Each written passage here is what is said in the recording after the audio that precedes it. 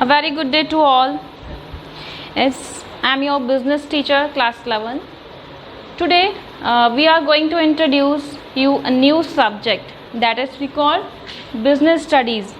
As you choose your commerce stream, so business studies is a subject which is most essential and important subject of this stream. So now we start business studies chapter 1. What the term business means?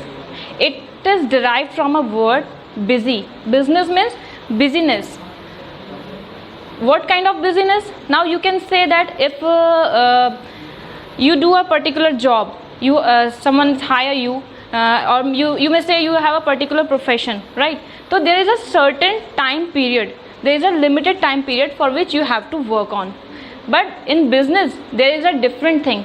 Business में क्या होता है बच्चों कि हम all the time we have to engage in them, और ये हमारे ऊपर डिपेंड करता है कि at a given period of time हम कितनी जल्दी उस बिज़नेस को या अपनी जो एक्टिविटीज़ हैं उसको कवर कर लें, और so that we can free our self. For example अगर हम कहीं जॉब कर रहे हैं तो 9 to 5 we have to work there. Before 5 PM we cannot leave.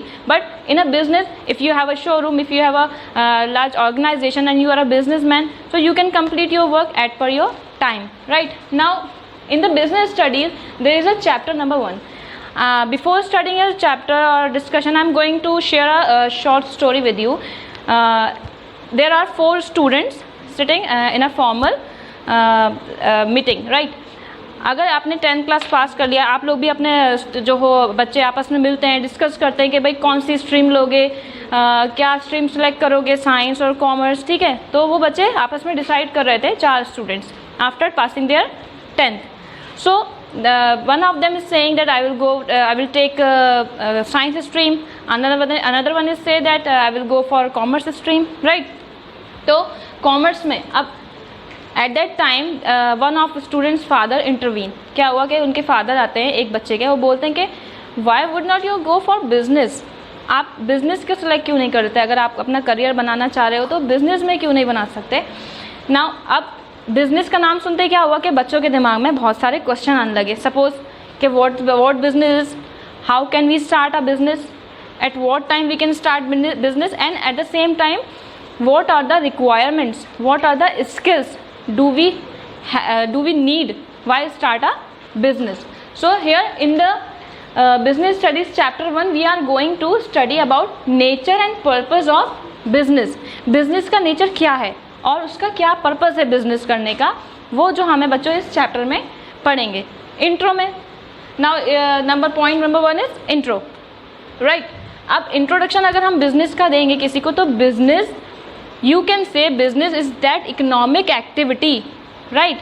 Business is that economic activity which involve production of goods and services, exchange of goods and services with a motive to earn a profit, accompanied with this production of goods and services, sales of goods and services, accompanied with to earn profit, ठीक है. At the same time to meet the human needs, ठीक है. जो भी हमारी society की, जो consumers की जो ज़रूरतें हैं, उनको नीड्स को पूरा करते हुए और उस प्रॉफिट को हम अर्न करते हैं. एट द सेम टाइम हम सोसाइटी को भी सर्व करते हैं. That is called social need. जो सोसाइटी की नीड्स हैं उनको हम पूरा करते हैं, उसको हम क्या बोलेंगे? बिजनेस. तो बिजनेस एक ऐसी एक्टिविटी, ये एक पूरी डेफिनेशन आ गई, इसमें पूरा जो एक सार जिसे हम बोलते हैं, एक पूरा समरी आ गई. Business is that economic activity which involve production और sales of goods and services with a view to earn profit. अब जाहिर सी बात है, जब हम बिजनेस करेंगे तो क्या होगा? प्रॉफिट तो हमें अर्न करना ही है. बिना प्रॉफिट के तो अगर आपको प्रॉफिट नहीं होगा, आपने इन्वेस्ट किया है 5 लाख 10 लाख, उसमें आपको कॉन्टिन्यूसली लॉस हो रहा है या प्रॉफिट नहीं हो रहा है, लॉस नहीं हो रहा है, ज़ीरो पर चल रहा है, तो क्या होगा? बिजनेस आपका रन नहीं कर पाएगा. कॉन्टिन्यूसली आप लॉस में जाता जाएगा business, and it will shut down at one day, right? So this is the intro that a business. अब बिजनेस में हमने एक टर्म यूज़ किया था, economic activities. Economic activities, there are 2 kind of activities in a economic system in a business. Number 1 economic activity, number 2 non economic activity. तो economic activity क्या हो गई? Which is directly to related to money, जो हमारे money से relate करती है. यानी कि जिसमें ट्रांजैक्शन हो रहा है, मनी का यूज़ हो रहा है, ठीक है, लेन देन हो रही है, ख़रीद बेच हो रही है, सेल और परचेज हो रही है, वो क्या हो गई हमारी इकोनॉमिक एक्टिविटी। नेक्स्ट इज हमारी आती है नॉन इकोनॉमिक एक्टिविटी। उसको हम कैसे डिफाइन करेंगे? Suppose you are going to help someone, someone is crossing the road, और आपको क्या करना है कि रोड क्रॉस कराना है, या आपने अपना ओल्ड सिलेबस, ओल्ड कोर्स है वो किसी को दे दिया है, तो क्या हो गया वो उसमें क्या हुआ आपका मनी ट्रांजैक्शन नहीं हुआ। तो money transaction, suppose house wife is cooking food in her house for her family, so that is not kind, it will not be considered an economic activity because money transaction नहीं हो रहा है, production जो हो रहा है goods and services का जो हो रहा है वो सेल के लिए या परचेज के लिए नहीं हो रहा है, that is only for love, sympathy, help, ठीक है। तो वो सारी एक्टिविटीज़ कहाँ आती हैं? इकोनॉमिक, नॉन इकोनॉमिक एक्टिविटीज़ में। नेक्स्ट, बिजनेस में जो हम एक्टिविटीज़ कंसीडर करते हैं वो होती हैं सारी की सारी economic activities. So this is the intro of business. Now next is concept of business. Concept है क्या बिजनेस का, ठीक है। अब बिजनेस में आप क्या क्या देखते हो कि आप सपोज आप लार्ज लेवल पे बिजनेस करना चाह रहे हो, स्मॉल लेवल पे करना चाह रहे हो, ठीक है। स्मॉल लेवल पे अगर आप बात की जाए कि suppose you wish to open a just a showroom or a general store, or you can say a small supermarket, small size departmental store, ठीक है, बहुत सारे। तो ये जो हो गए स्मॉल लेवल पर आ गए सारे के सारे बिजनेस, ठीक है। इसमें क्या होता है कि आपको बहुत ज़्यादा ऑर्गेनाइज करने की ज़रूरत नहीं पड़ती है, बहुत ज़्यादा वर्कर्स को हायर नहीं करना पड़ता है। At a time if you are going to open और अ लार्ज स्केल बिजनेस, जैसे कि आपको एक स्कूल ओपन करना है या कोई बहुत बड़ा कोचिंग एकेडमी खोलनी है, उसमें आपको क्या करना पड़ता है कि आपको एक जगह चाहिए, आपको एक प्रॉपर ऑर्गेनाइज वहाँ सिस्टम्स होने चाहिए, वहाँ पर फैकल्टी होनी चाहिए, राइट। तो लार्ज लेवल और स्मॉल लेवल बिजनेस पे डिपेंड करता है कि आप कौन सा बिजनेस प्रेफर करेंगे, चूज़ करेंगे टू अर्न योर लिवलीहुड, ठीक है। नाउ नेक्स्ट इज कैरेक्टरिस्टिक्स, विशेषताएँ। क्या कैरेक्टरिस्टिक्स हैं बिजनेस का, एग्जैक्ट में नेचर है क्या, right. Now we are talking about characteristics, ठीक है।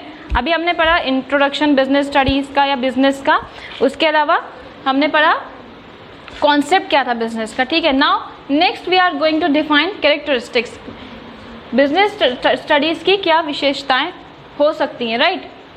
Number one is economic activity.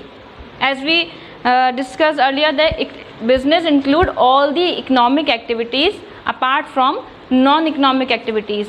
अब उस इकोनॉमिक एक्टिविटीज़ में डिपेंड करता है कि जो आपका बिजनेस है उसका साइज़ क्या है, लार्ज साइज़ है, मीडियम साइज़ बिजनेस है या स्मॉल साइज़ बिजनेस है, ठीक है। इकोनॉमिक एक्टिविटीज़ कौन कौन सी उसमें इंक्लूड की जा सकती हैं, which is directly related to money. Second है प्रोक्योरमेंट और production of goods and services.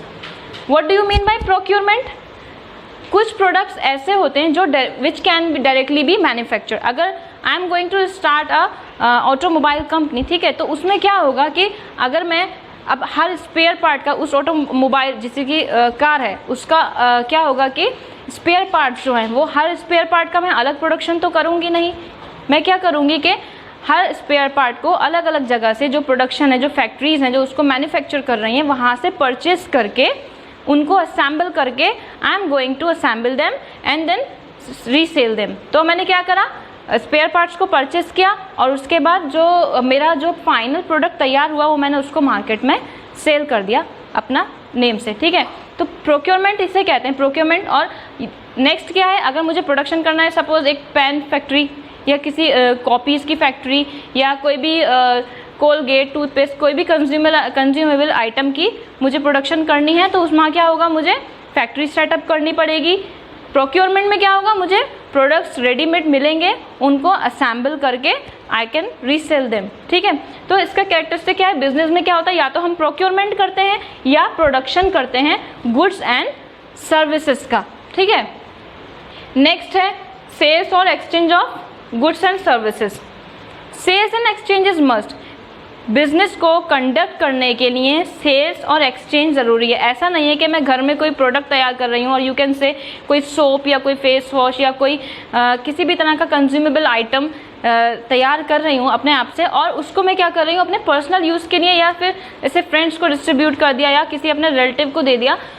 It can not be consider a business activity until and unless it is to be sale or resale, हमें उसका cell या resale या exchange करना बहुत ज़रूरी है, तभी वो क्या कहलाएगा, एक हमारी बिजनेस एक्टिविटी कहलाएगी। वो बिजनेस तभी कंसिडर किया जाएगा जहां हम वहां पर सेल कर रहे हैं, राइट। नेक्स्ट है number 4 is dealing in regular basis. Now business activity क्या होती है कि जब हम रेगुलर, ऐसा नहीं है कि हमने प्रोडक्शन स्टार्ट किया, 1-2 महीने सेल आउट किया और फिर हमने बिजनेस को जो है साइड में रख दिया कि अब हम दोबारा स्टार्ट कर लेंगे। No, it should be conducted, it should be regulate on the regular basis. Regular basis पे हमें रॉ मटेरियल परचेस करना है, बैक टू बैक हमें उसका प्रोडक्शन करना है, उसकी पैकेजिंग करानी है, उसको सेल करना है, या हम कोई सर्विस प्रोवाइड कर रहे हैं तो बैक टू बैक हमें उसका क्या करना पड़ता है, रेगुलर उसको हमें मॉनिटर करना पड़ता है। तब only then we can consider it as a business activity और a business. Number 4 is profit earning. Profit earning में अब इसमें क्या है कि ये बिज़नेस की कौन सी कैरेक्टरिस्टिक को डिफाइन कर रहा है।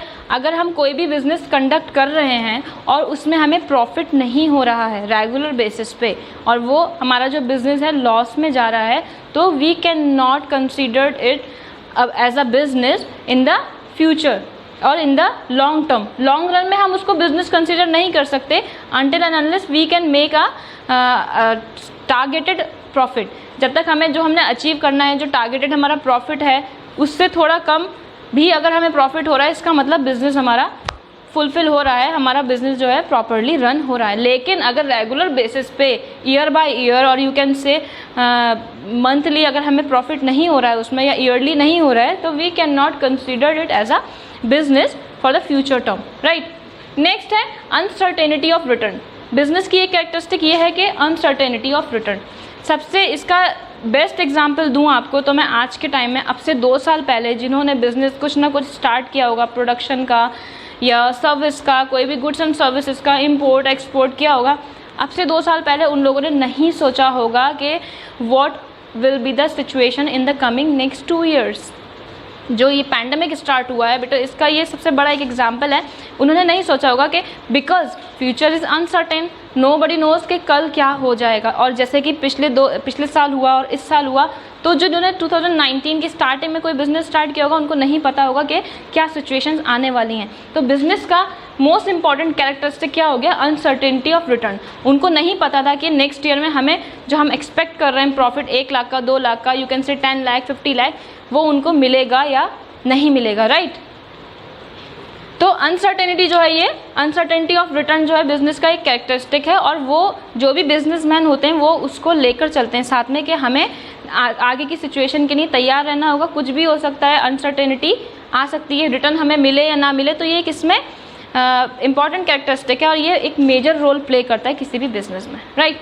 Last but not the least, element of risk. Element of risk का क्या मीनिंग हो गया, किसी भी बिज़नेस को स्टार्ट करने के टाइम पर क्या होता है कि हम सोच लेते हैं कि इसमें रिस्क है। जो भी हम मनी इन्वेस्ट कर रहे हैं, जो हम पैसा लगा रहे हैं, हमें नहीं पता कि वो कल को हमें कितना इनकम देगा, या फ़ायदा देगा या नुकसान देगा, हम लॉस में जाएंगे, या एक कंडीशन ऐसी होती है नो प्रॉफिट नो लॉस वाली कंडीशन। तो एलिमेंट ऑफ कोई भी बिज़नेस हम स्टार्ट करते हैं तो रिस्क जो फैक्टर है वो सबसे पहले हम कंसीडर करते हैं। उसके लिए ऐसा नहीं है कि रिस्क है तो वो आपको लॉस ही होगा, लेकिन हम सबसे पहले बिज़नेस स्टार्ट करने से पहले रिस्क जो पॉइंट आउट करते हैं कि इसमें क्या रिस्क हो सकते हैं, क्या क्या हमें डिफ़िकल्टीज आ सकती हैं, प्रॉफिट पे क्या इफेक्ट पड़ सकता है। सो दैट हम क्या करते हैं, उन पॉइंट्स पे वर्कआउट करते हैं। रिस्क को हम टोटली एलिमिनेट तो नहीं कर सकते, लेकिन अगर हम उन पॉइंट्स को, उन फैक्टर्स को कंसीडर कर लें तो क्या हो सकता है, रिस्क मिनिमाइज हो सकता है, राइट। रिस्क मिनिमाइज करने के बहुत सारे मेजर जो हैं, टूल्स एंड टेक्निक्स जो हैं, बिजनेसमैन जो हैं, जो एक प्रॉपर एक जब उनको ट्रेनिंग दी जाती है, जैसे कि BBA MBA किया जाता है, तो उसमें उनको वो सब डीप स्टडी होती है। वो आगे के क्लासेस में अगर आप करेंगे तो आपको पढ़ने को मिलेगा, ठीक है। तो एलिमेंट ऑफ रिस्क क्या हो गया कि आपको सबसे पहले यही कंसीडर करना पड़ता है कि बिज़नेस में कौन सा रिस्क है और बिजनेसमैन उस रिस्क को। और एक सबसे इम्पॉर्टेंट बात है कि जिस बिज़नेस में जितना ज़्यादा रिस्क कंसीडर करेंगे उसमें चांसेस होते हैं high chances of earning profit. अगर हमें लग रहा है इसमें ज़्यादा रिस्क है तो उसमें ज़्यादा चांसेस भी होते हैं प्रॉफिट अर्न करने के। So these are the characteristics. अब आप कह सकते हैं कि जो क्वेश्चन बच्चों के इनिशियली माइंड में आए थे कि व्हाट बिजनेस इज़, तो उससे आप डिफाइन कर सकते हैं कि बिज़नेस क्या है, कैसे स्टार्ट कर सकते हैं, उसके कैरेक्टरिस्टिक्स एटलीस्ट इनिशियल लेवल पे आप बिजनेस को डिफाइन कर सकते हैं, ठीक है। In the next class we are going to discuss the further headings of this chapter. Okay, thank you.